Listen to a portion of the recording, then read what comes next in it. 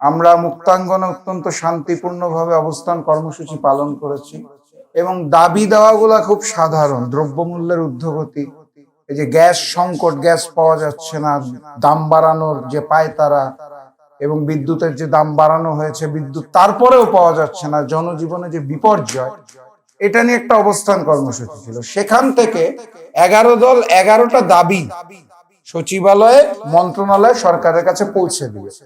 অত্যন্ত শান্তিপূর্ণ অনুষ্ঠান, কোনো হাঙ্গামা নাই। আমরা যখন হেঁটে যাচ্ছি আমাদেরকে পুলিশ দিয়ে বাধা দিয়ে দাঁড় করিয়ে দেওয়া। আমরা বললাম যে এই কাগজটা দিতে যাব, দাবিটা, তো তারা বলল যাওয়া যাবে না। আমরা অত্যন্ত বিনয়ের সাথে বললাম তাহলে ভিতর থেকে কাউকে একটু বলেন এসে রিসিভ করে নিয়ে যেতে, যেহেতু যেতে দিবেন না এসে যেতে রিসিভ করে নিয়ে যায়, আমরা ভাঙচুর মারামারি করতে আসি না। তো বললো আচ্ছা ঠিক আছে, আপনারা অপেক্ষা করেন। তো সেখানে মাননীয় বিরোধী দলের নেতা উপস্থিত, বিরোধী দলের চিফ হুইপ উপস্থিত, কমপক্ষে 10 জন এমপি উপস্থিত। আমাদের কথা বাদই দিলাম, আমরা তো কর্মী বাহিনী। এতগুলা শীর্ষ নেতৃবৃন্দ দাঁড়িয়ে থাকার পরে যেই জায়গায় আমাদের বাধা দেওয়া হলো, সেখান থেকে সচিবালয় পায়ে হেঁটে যেতে লাগে 3 মিনিট।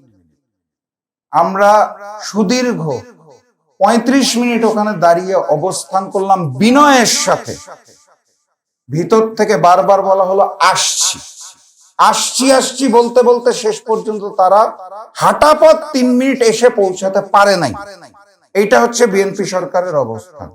একটা শান্তিপূর্ণ কর্মসূচি থেকে আমরা একটা কাগজ তাদের হাতে দিব, স্মারকলিপি, সেটা দিতে আমাদেরকে যেতে দেওয়া হয় নাই, এবং সেটা রিসিভ করতে আসার জন্য 35 মিনিট আমরা ওখানে পায়ে দাঁড়িয়ে অবস্থান করেছি, যেখানে বাংলাদেশের শীর্ষ নেতারা অবস্থান করছিল, সংসদ সদস্যরা অবস্থান করছিল, বিরোধী দলীয় চিফ হুইপ অবস্থান করছিল, বিরোধী দলীয় নেতা স্বয়ং উপস্থিত ছিলেন।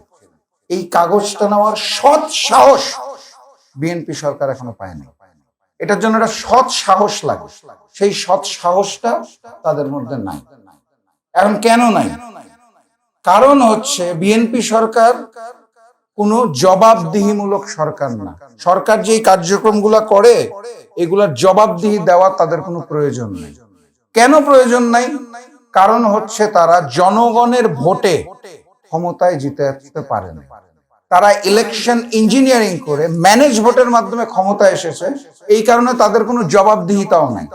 জনগণকে উত্তর দিতে হয় না, যেহেতু হয় না, যখন মন চায় বিদ্যুতের দাম বাড়িয়ে ফেলে, গ্যাসের সংকট সৃষ্টি করে ফেলে, তেলের সংকট সৃষ্টি করে ফেলে। তেলের দামটা যখন বাড়ানো হয়ে যায় কোনো সংকট নাই, পরদিন থেকে একদম সুন্দর সাপ্লাই চলছে। এখন গ্যাসের সংকট চলছে, দামটা বেড়ে গেলেই আমার ধারণা সংকট শেষ হয়ে যাবে। এই যে জবাবদিহিহীন একটা সরকার, কারণ হচ্ছে তারা ম্যানেজ ভোটের মাধ্যমে এসেছে। যেই বিষয়টা এখানে আলোচনায় আনা হয়েছে, বলা হয়েছে জুলাই, এটা নিয়ে আসলে কি বলবো আমি জানি না। মানে এটা নিয়ে তো আমরা প্রতিদিন বলছি, প্রতিনিয়ত বলছি, বারবার বলছি। ওই যে বলছিলাম ম্যানেজ ভোটের সরকার, আবারও উদাহরণ টানতে হয়। এখানে আমার ভাই পাটোয়ারি আছে, সে কি নির্বাচনে জিতে নাই? মোহাম্মদপুরে আমার ভাই মামুনুল হক নির্বাচন করেছে, উনি কি জিতে নাই? কক্সবাজারে হামিদুর রহমান আজাদ নির্বাচন করেছে, উনি কি জিতে নাই? জামাতের সেক্রেটারি মিয়া গোলাম পরোয়ার নির্বাচন করেছে, তারা কি জিতে নাই? আমরা তো দেখেছি কিভাবে করে হারানো হয়েছে। আমরা তো পাটোয়ারি যখন নির্বাচনের ফলাফল আসছে, কিভাবে করে সরকার দলীয় লোকজন ভোট কেন্দ্রের ভিতর ঢুকে পাহারা দিয়ে রেজাল্ট পাল্টাচ্ছে, সেটাও দেখেছি। আমরা এটাও দেখেছি মামুনুল হকের রেজাল্টের মধ্যে কলম দিয়ে ঘষে নাম্বার পরিবর্তন করা হচ্ছে, সেটাও দেখেছি। তো যখনই ম্যানেজ ভোটের সরকার থাকে তার কোনো জবাবদিহিতার প্রয়োজন জনগণের কাছে থাকে না। এটা ফ্যাসিস্ট শেখ হাসিনার আমলেও ছিল না, এটা এই মুহূর্তে তারেক জিয়ার সরকারেরও নাই। যেহেতু নাই, তাদের কোনো দায় নাই, তারা জুলাই সনদকে বাস্তবায়ন করবে। আমার কথাটা কি বোঝা গেছে? মানে সরকারের একটা দায় থাকতে হয় জনগণের কাছে, দায়বদ্ধতা। তাদের তো কোনো দায় নাই। যেহেতু দায় নাই, অতএব এটা পালন করার তাদের কোনো প্রয়োজন নেই। দায়টা আমাদের আছে, আমাদের প্রয়োজনীয়তা আছে, আমাদের দায় আছে। কারণ জুলাই আন্দোলনের সময় আমরা লন্ডনেও ছিলাম না, আমরা শিলংয়েও ছিলাম না, আমরা ছিলাম রাজপথে। আমরা জুলাইটাকে দেখেছি, আমরা জুলাইটাকে অনুভব করছি, এবং আমরা জানি কোন কোন সংস্কার প্রয়োজন। এই কারণে আমরা বারবার এই কথাগুলো বলছি। এখন একটা কনসেপ্ট খালি আপনাদেরকে আমি ক্লিয়ার করে বক্তব্য শেষ করে দিব, লম্বা ভাষণে যাব না, অনেক বেজে গেছে। হাসিন ভাইও যেটা দিয়ে শেষ করলো যে জুলাই সনদ বাস্তবায়ন করতে হবে, সবাই বলে জুলাই সনদ বাস্তবায়ন করতে হবে, বিএনপিও বলে অক্ষরে অক্ষরে জুলাই সনদ বাস্তবায়ন করবো, তাহলে পার্থক্য এই জায়গাটাতে আমাদের কমিউনিকেশন একটা ভুল হচ্ছে। জুলাই সনদ জাতীয় সংসদ সামনে এটা স্বাক্ষর করা হয়েছিল, ওই জুলাই সনদ বিএনপি বাস্তবায়ন করতে চায়, ওখানে তাদের নোট অফ ডিসেন্ট দেওয়া আছে। গণভোটে যখন 4টা প্রশ্ন ছিল, তখন সকল দলের সকল নোট অফ ডিসেন্টকে বাতিল করে দিয়ে গণভোট হয়েছে। নোট অফ ডিসেন্ট কি শুধু বিএনপি দিয়েছিল? আপনারা অনেকেই জানেন, অনেকে হয়তো জানেন না, জামাতেরও নোট অফ ডিসেন্ট, অন্যান্য দলেরও ছিল, বামপন্থী দলেরও ছিল, এনসিপিটা আমার ঠিক মনে নেই ছিল কিনা। তো নোট অফ ডিসেন্ট অনেকগুলা দলের ছিল, সেই সকল নোট অফ ডিসেন্ট বাতিল করে গণভোট হয়েছে। গণভোটে হা জয়যুক্ত হয়েছে। বিএনপি যে বলে আমি অক্ষরে অক্ষরে জুলাই সনদ বাস্তবায়ন করব, কোন জুলাই সনদ? তাদের নোট অফ ডিসেন্ট সহ জুলাই সনদ।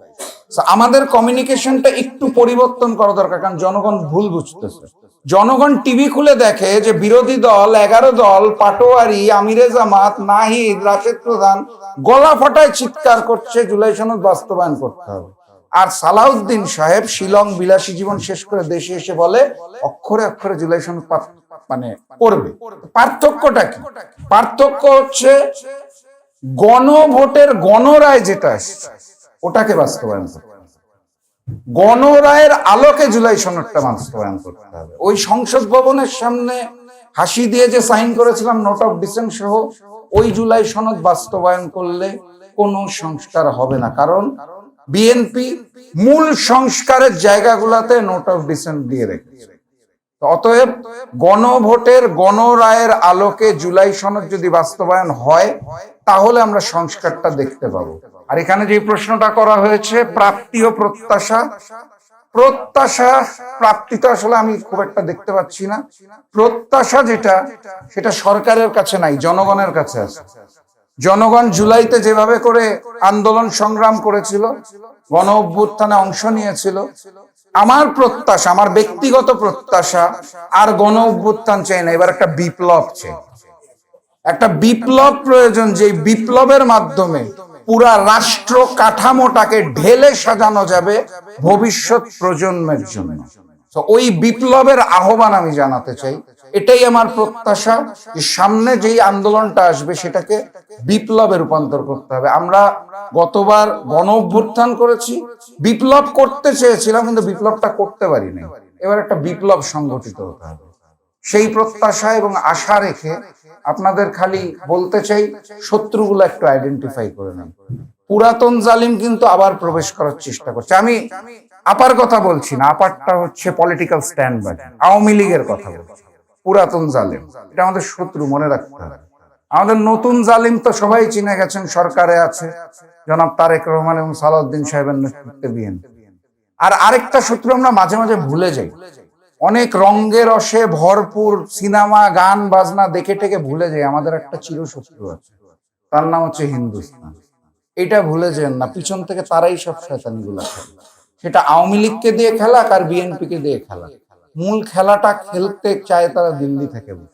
এই 3টা শত্রুকে একটু মাথায় রেখেন, কারণ সামনের যুদ্ধটা এই ত্রিমুখী শত্রুর বিরুদ্ধে লড়তে হবে, সেই লড়াইয়ে জিততে হবে। সবাইকে অসংখ্য ধন্যবাদ।